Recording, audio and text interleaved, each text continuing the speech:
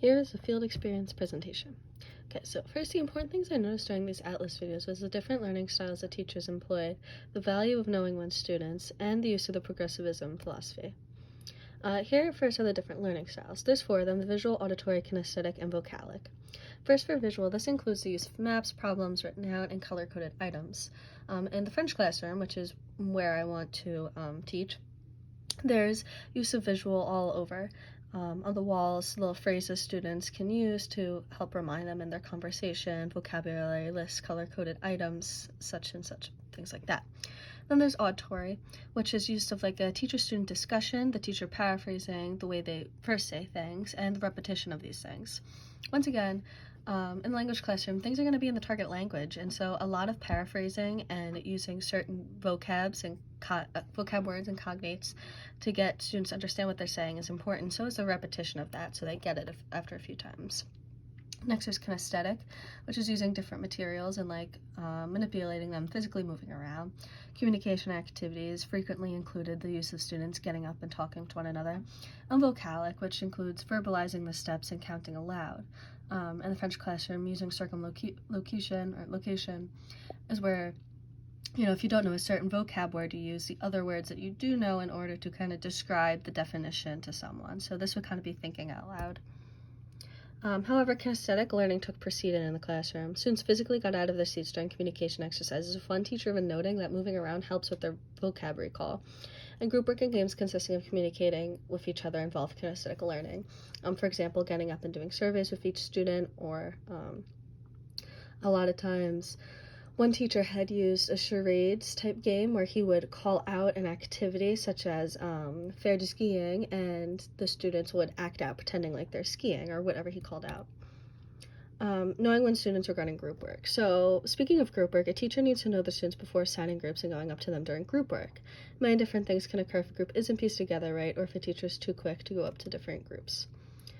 First of all, you need to know who's who with your students, because every person is different, and that's no exception when it comes to students. Different personalities need to actually blend together in order to get productive work done. So, for instance, if you have two stubborn students, they may not work well together because they're arguing the whole time, or a group of quiet students may only get minimal work done together.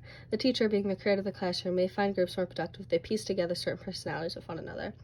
An example of this is a teacher putting shy children with someone more open and patient who can, help them kind of get talking.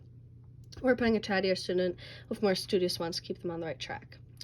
And the importance of a teacher being a facilitator. A teacher is not always someone in command. Facilitating in group work is when you have the students kind of learn for themselves. And if a teacher hops too quickly onto another student's thoughts, this could sometimes have negative impacts. Without being aware of it, even a teacher's presence can shut quieter students down, or a quick correction can leave students ashamed or indignant to even continue their learning.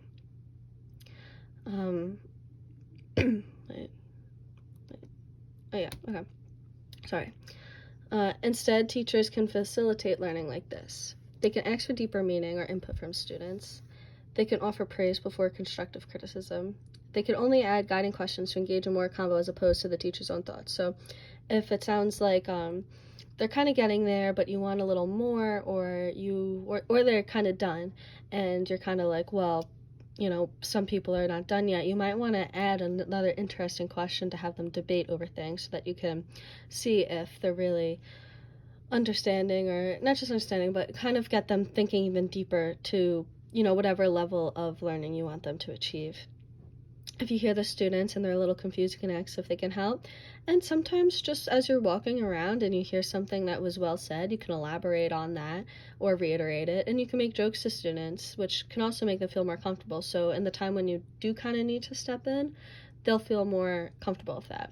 In group work, again, it isn't the teacher's job to lecture the students. Group work is a time for student collaboration, not teachers barking around orders.